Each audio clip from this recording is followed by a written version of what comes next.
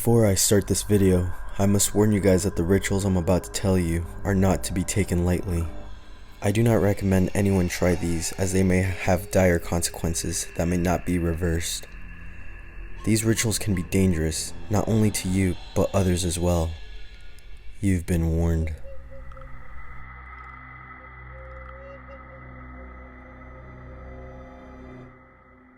This is a ritual that allows you to contact entities outside of this world. Some say this ritual contacts death itself. In order to perform this ritual, you'll need a few things first. A wooden door with no windows or anything on it, but it must have a lock. Next, you'll need 2 candles, one white and one black. Then you'll need a gift. It's important that the gift is not something you have a personal connection to. It is advised that you offer something you have bought that day. Candy seems to be a wise choice. Then you will need some chalk or something to write with, but chalk works best. Finally, you'll need a photo of another person, and it has to be one that you have taken yourself. The more recent the photo is, the better. It cannot be anyone in your immediate family. You'll need to wait until around midnight. The closer to midnight, the more likely it is to work.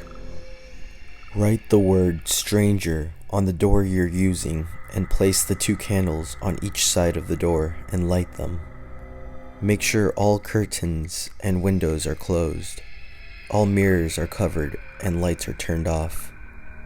You must also be alone in the house. Stand in front of the door and place your gift just out of range of the door so that when it opens, it will not hit or knock it over. This will also mark your safe zone.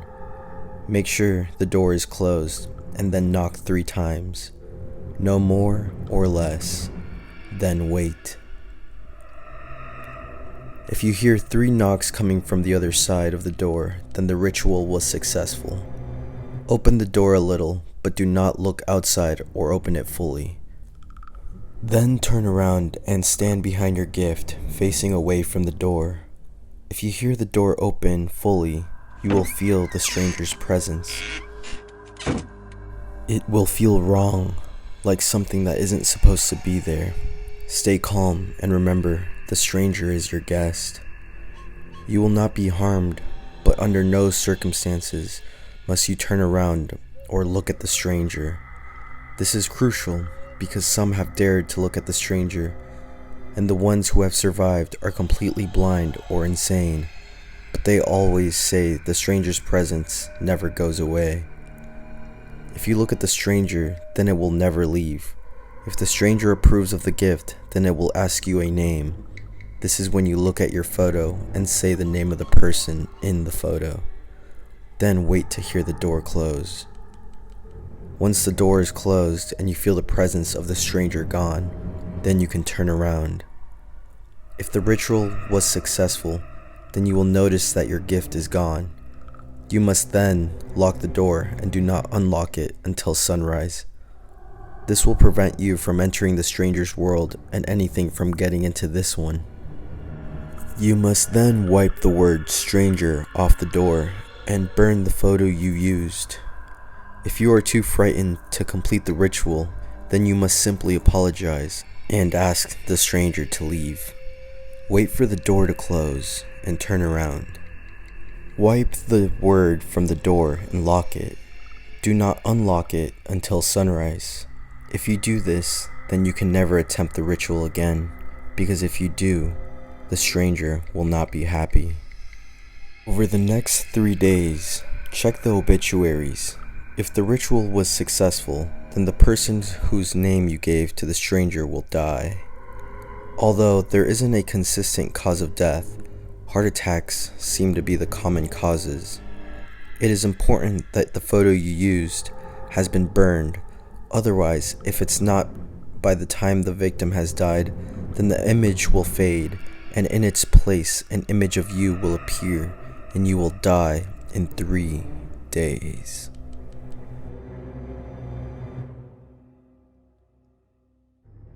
The Charlie Charlie game is simple And many of you guys have probably heard of it, as it is done at school all the time.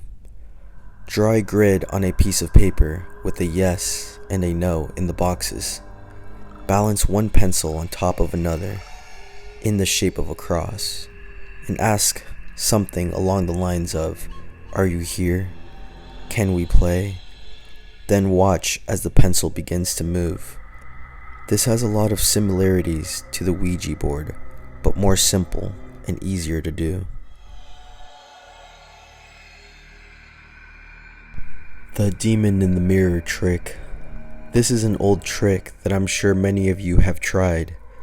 Go into your bathroom and turn on the lights and stare into a mirror.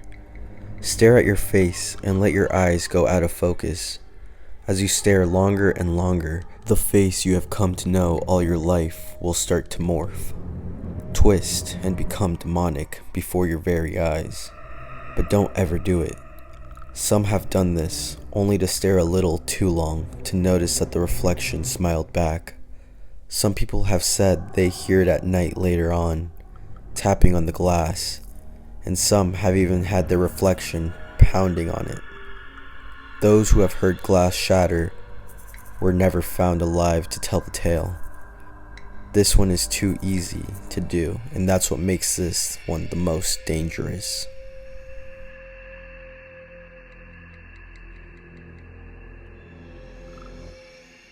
The Three Kings ritual is a little more complicated. The list of things you will need is long, and you need every single piece in order to play. Do not leave anything out. You will need a large quiet room, preferably without windows. If you must use a room with windows, cover them up so that no light from outside can make its way into the room. The room should also have a door that will close and latch securely. A candle, preferably a sturdy pillar candle that will not burn out or burn down quickly. A lighter, you have to light the candle of course. A small bucket of water, and a clean mug or cup. An electric fan, 2 large mirrors, an alarm clock, 3 chairs, a fully charged cell phone, a partner you trust to follow the rules and take the game seriously, a small object that holds sentimental value or emotional value for you. At 11 p.m., you should begin setup for your Three Kings ritual. In your chosen room, place one of your chairs facing north. This is your throne. Place the other 2 chairs on either side of the throne, facing towards it. These chairs belong to the Queen and the Fool, and they should be about an arm's distance from the throne. Secure one mirror into the Queen's chair, and one on the Fool's, again facing towards the throne. Sitting on the throne, you should be able to see your reflection in the periphery of your vision without having to turn and look. Place the bucket and your chosen cup or mug in front of the throne, just barely out of reach. You want them near enough in case you need them, but not so close that you might trip over them. Place the fan behind the throne and turn it on, but not on high. Medium or low should be enough for the purpose of this ritual. Turn the lights off and leave the room, making sure the door is left open, and go to your bedroom. Place your cell phone, candle, and lighter close to the bed so you can reach them easily without having to hunt for them. To make sure the phone is fully charged, I would just leave it on the charger. Set your alarm clock for 3:30 a.m. Take your chosen object and get into bed. It's time to sleep to prepare for what is to come. When your alarm clock goes off at 3:30 a.m., get out of bed, light the candle, and grab your phone. Keep your sentimental object with you at all times. You have 3 minutes to return to your prepared room. When you enter the room, close the door behind you. Your chosen partner in this ritual should wait right outside the room and be as quiet as possible. Protecting your candle's flame, take your place on the throne. Your body should block the wind from the fan behind you and keep it from burning out the candle. The idea here is that should you slump to the side during your time in the room, the candle flame will be blown out by the fan, ending the ritual. Do not, at any point, look directly into the mirrors on either side of you. Also, do your best not to stare directly into the candle's flame. Assuming you've made it onto your throne by 3:33 a.m. and all has gone according to plan, you may now begin the active part of the ritual by asking questions aloud. It may take time, but again, assuming you did everything correctly, you will soon be joined by the kings, who will answer your questions.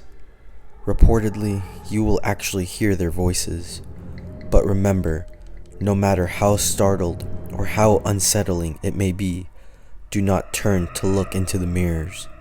Remember to take this seriously. This isn't a time to ask stupid questions.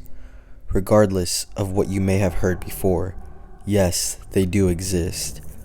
You have 1 hour with the kings to ask whatever you like. Be prepared for answers you may not like, and be prepared for questions as answers to your questions.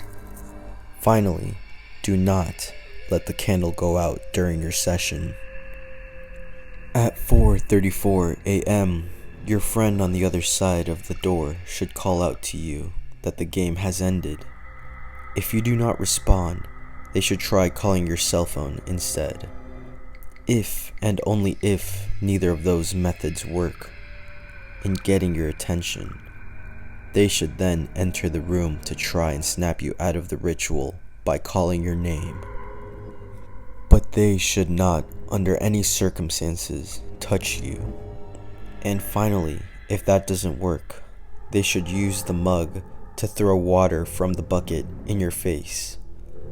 If you find yourself in a semi-conscious state, and it's time to return, focus on the personal item you brought with you and let it guide you back to a walking state. It might sound silly to you, but if you've committed to the ritual this far, then it's not that big of a stretch of the imagination. As soon as you are aware that time for the ritual is up, you should stand up, blow out the candle, and leave the room to signify closure. If you do not wake up at 3:30 a.m., do not continue. If you return to your prepared room to find the door closed, do not continue and leave the house, taking everyone with you. Do not return before 6 a.m. If the fan is turned off or no longer working in some way, do not continue and leave the house, taking everyone with you. Do not return before 6 a.m. Do not let your candle go out before the ritual is complete.